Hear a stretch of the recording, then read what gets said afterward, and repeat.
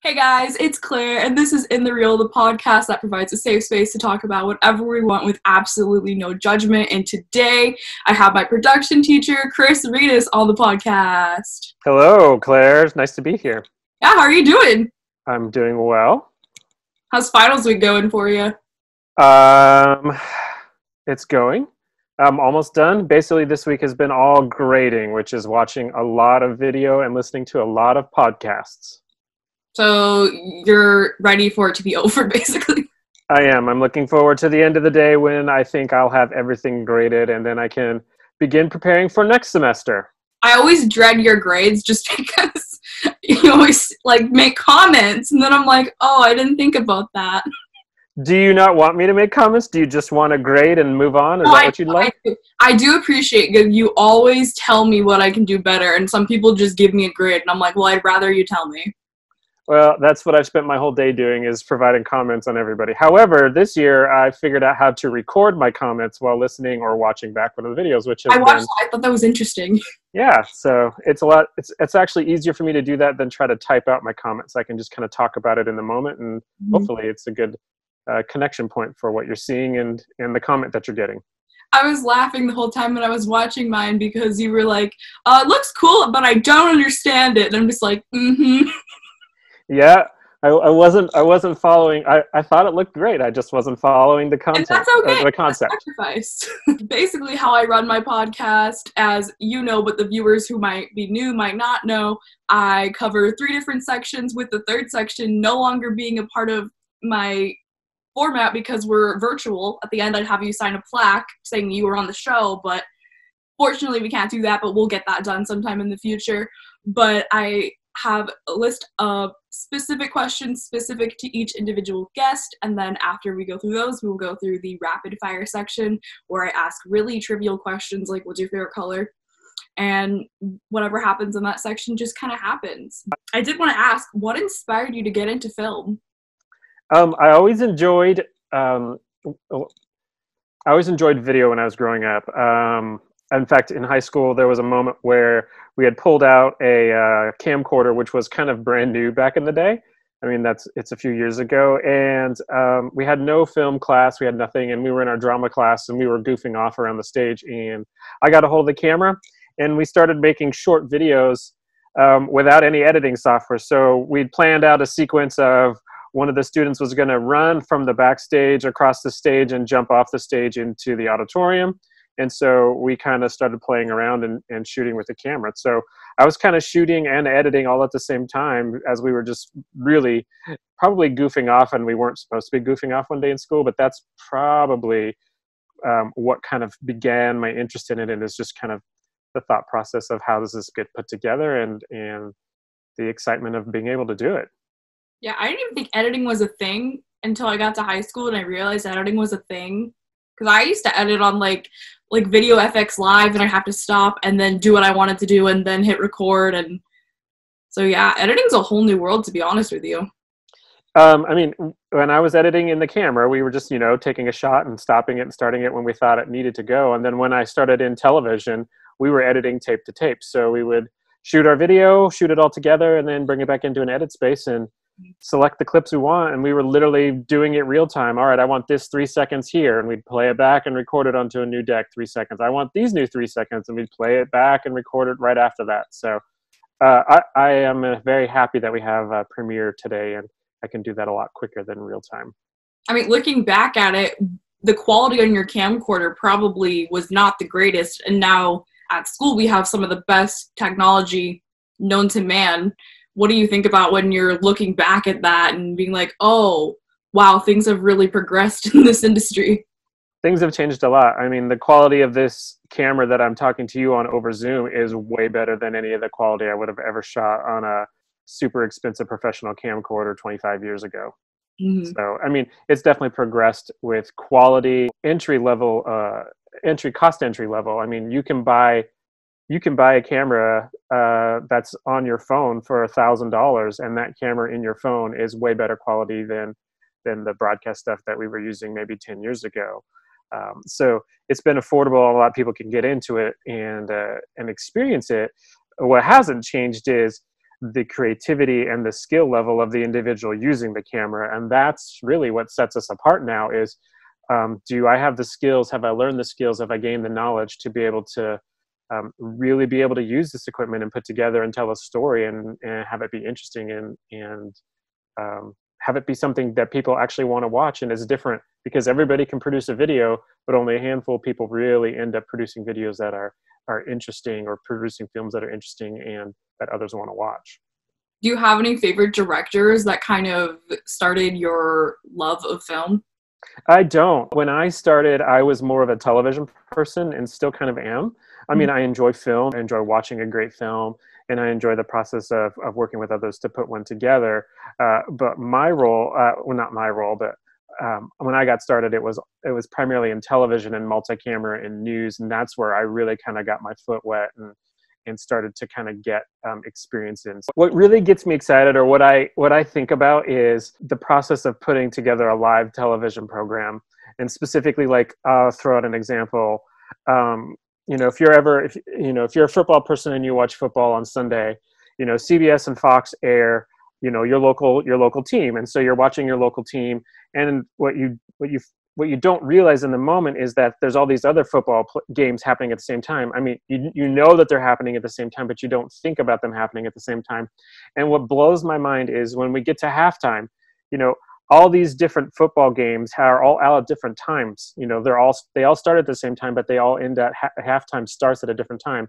And how the networks basically make you feel as a viewer that halftime show was just for you, even though there was probably 6 games. They probably produced that 6 different ways. They might have started it at 6 different times, and how they're lining all of that up to have it start for you right in the moment, whether they're playing back content or they throw to a couple extra commercials to get it all lined up, that it feels just seamless, like that little 15-minute in the little 15-minute window of halftime in between. Just goes by seamless and you have no idea. But what you don't realize is they're doing that halftime show maybe 5 times within 5 minutes of each other to catch every single broadcast, to make every single broadcast feel that way. So those are the kind of things that get me excited and thinking about how that's done and how does it work. Would you say that knowing how to put a live production together enhances your ability to enjoy watching live programs, or does it hinder that experience for you? It does both. I sometimes really enjoy what is happening, and I appreciate what they're doing, and I'm watching it and thinking, wow, this is really good. And at the same time, it hinders me, because if I'm watching something that's really good, I'll end up having to stop, and I'll have to stop myself from thinking about how they're doing it just to enjoy the experience. So it's balancing the enjoy the experience and stop analyzing it, while at the same time, I'd like to analyze it so I know how they created the experience. Do you have any favorite movies? I like the Bourne trilogy. I like the storyline. I thought those were done. I like a movie that I can't predict the ending. If I can sit down like you just were describing and I can predict the ending in the first 10 minutes, I'm usually out, unless it's really, really good. Matrix was another one, because of that at the time, that was like cutting edge what they were doing, because they weren't doing a lot of stuff with computer graphics. They were doing a lot of interesting stuff with like DSLR cameras and putting that together. I really appreciated those films. Yeah, I mean, Hunt for Red October, Crimson Tide, I kind of like those too. So you'd say you like more like science fiction, action? I don't mind. I like action is nice. Science fiction is fine. I'm not into horror or those kinds of movies at all. Don't really appreciate those. Don't really want to watch those. I'll watch a good drama or a comedy. I like those too. I mean, that's what my wife wants to watch and usually enjoys watching. So I'll watch a lot of those with her, and I don't have a problem with them. I don't mind watching them. But if I start to be able to predict the ending or whatever, then I kind of start to tune out or zone out. Yeah, the horror genre has kind of gone downhill. I mean, most of the movies are either straight up slasher or they just aren't good. Like, it's really hard to find a good horror movie. And I think the last one I watched was probably in the late 90s because my friend used to really love them. And so we'd go to the theater together and I'd literally sit there and be like, okay, they're going to come back at the end and this is going to happen. Oh, they're going to come back at the end. This is going to happen. This is going to happen. This is going to happen. Then you'd fall asleep in between. And then I'd be like, see, here. It all lined up. And so I just stopped watching them. So obviously, like, technology and things have advanced over the years. What is something that you liked more back when you first started getting into broadcasting versus now? I mean, everything's the same. It's just different how you do it, I guess. I mean, I like now the fact that everything is lighter and I don't, carrying a camera and carrying equipment is a whole lot lighter than it used to be. I'm not sure that there's anything in the past that I liked more, other than I probably like some of the experiences and some of the nostalgia of some of the things in the past, but I'm not sure that I liked anything more. I guess the only thing I would say maybe I liked more in the past, and this is the news side of me coming out, is I feel like journalism was a little stronger and less sensational quite a few years ago, and I feel like it's kind of become more sensational and a lot more polarizing / political depending upon which newscast you watch, versus, I mean, even years ago it was still definitely polarizing and it still had some polarization in political, but it didn't feel that way before, either because I was naive and I didn't see it, or because there was some level of ethics that maybe was trying to be held up to at that point in time than there is now. But there's still very good places that I think are quality. But from a gear or process standpoint, no, I can't think of anything. Do you have a favorite aspect of live TV? I love the thrill of doing a live broadcast. The adrenaline of, boom, this is happening, it's happening live, and it's being sent wherever, however, to how many ever people at one time. The fact that you're bringing all kinds of things together at once, just kind of that kind of gets me excited. Do you have any favorite talk shows or live shows that you frequent? No, I don't. Not really. I like a Super Bowl broadcast is always fun to think through how they do that. The massive amount of people that are putting that together on the scale of 80 cameras for a single broadcast is just insane. The Oscars are fun to watch. I mean, how they put those together. Sporting events all have lots of cameras and then lots of energy that goes along with it. And then even just doing a live broadcast for the Blackbird Film Festival last spring was fun and exciting, just to know that we were doing that and putting that together for the students, and the students were all together watching. So it's just the heat of the moment, the excitement of the moment, the adrenaline of the moment is something that I guess I got used to in news, and have those times where I enjoy that thrill again, if you will. Mm-hmm. So it sounds like you don't spend a lot of time watching TV. You like to go out and make TV. Yeah, I'll watch TV programs in the evening, but I don't spend my whole day watching television. Or I'll watch content for classes, try to find some stuff for good examples. But yeah, I mean, I probably watch maybe at the most 2.5 hours of TV a day at the most. Mm-hmm. I mean, that's still a good amount. Yeah, it is. Yep. Mm-hmm. It's more. I find that of those a few programs that my wife and I will watch, and it's kind of something that we'll do to wind down the end of our day. So definitely not really critiquing that, just kind of more in consuming that and kind of just winding the mind down for the end of the day. Yeah, what's it like teaching in a class setting where film, TV, everything that you teach is way better taught in person? What is that like been this year when we've had COVID and we've had to do a lot of online classes? It's hard. Just put it simple, it's hard. It was really hard last spring semester. I was new to the university, teaching classes I'd never taught before at the university. Basically teaching content that I knew, but it was difficult to be able to talk to students and try to teach students how to multi-camera direct when we're not even in the same space at the same place at the same time. So really just kind of had to punt and come up with different ideas and different options. And this semester has been better because we've been really good about being able to be in class together, and this semester, quite honestly, I front-loaded a lot of my classes with as much content as I could, so that way by the time we got to the end of the semester, if we were going virtual, which we did, a lot of the group type stuff we were able to have accomplished ahead of time. And one of my classes just didn't get the opportunity to do some multi-camera work, which there's just no way to reproduce that virtually. And so we just decided, you know what, we're just going to have to punt that for now, and we'll come back to that at another time and place, and do so a little bit of makeup and catch up when we're able to be back together. So it's been hard, but you get creative and try to figure out alternate ways to share the information, maybe not the experience that we'd like to have. So my last regular question for you is, what was it like to have me in class? You are somebody who ensures that class is not boring, and class is different each day.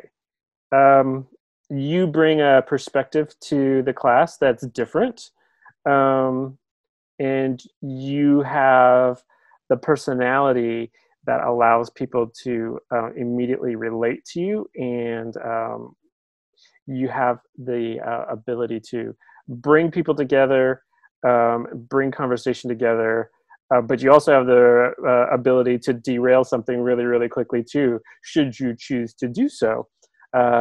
So you have a lot of, you carry a lot of,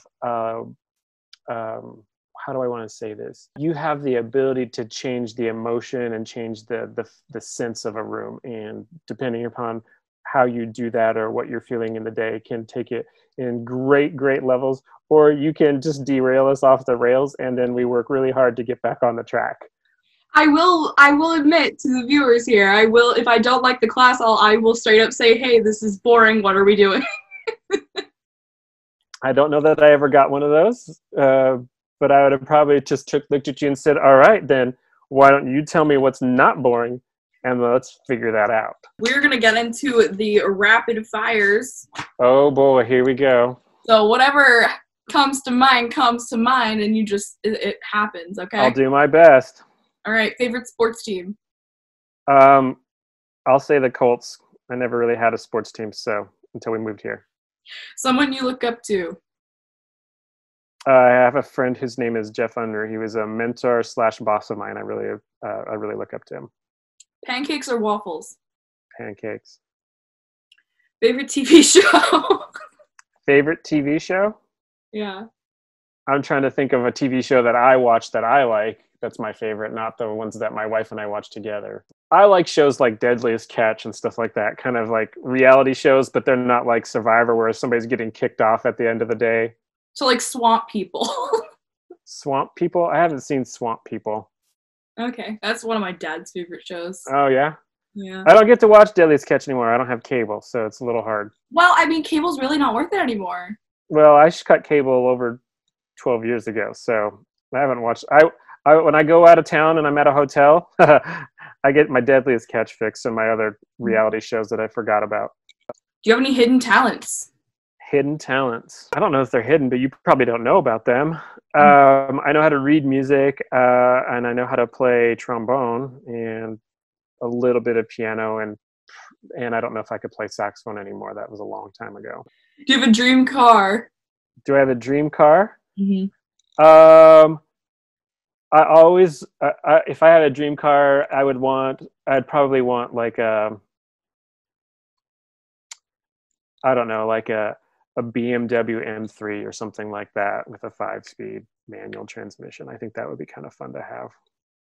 Well, this next question was more geared towards like people my age. It says, do you want any kids? But you have kids, so how many do you have? I have 2 kids, 2 girls, 16 and 11. What is the best advice you've ever received? The best advice I've ever received? Let's see here. I think the best advice I've ever received is to think about what I'm going to say if I have an emotional reaction to something before I just spit it out. think through what I'm about to say and how it might affect me, and more importantly, how it might affect others. Are you saying that on purpose on this podcast? I am not, because I am the type of person who I can take a lot and I can deal with a lot, but then there'll become a moment where I can't take it anymore and my patience will snap into potential rage. So I haven't seen it yet, thankfully. No, because it's not gotten to that point. Bad. But I guarantee you will know it if it happens. It's not just like a light thing. It's something that hasn't appeared for a while, which I've been working on. Somebody alert Luger. Claire's not that bad. Are you confident in your answers? Am I confident in my answers? No, I'm not confident in my answers, but I'll go with them. I mean, you won't remember what you said until you watch it back, so. That's right. Pancakes, right? No, it was waffles. You picked pancakes. I know, I was just seeing if you remembered. Yeah. Sometimes, half the time I'm like barely coherent when I'm making these because I'm trying to stay on task and make sure I don't forget anything. So I barely am paying attention, but okay. It's I was just checking. It's easy when you talk to somebody on like a day-to-day basis, you know? Mm-hmm. Because you can remember what you say because you're not worried about forgetting things. Yep, I get that. But yeah, that has been In the Real. Thank you so much, Kris, for being on the podcast. You're welcome. And thank you guys so much for watching.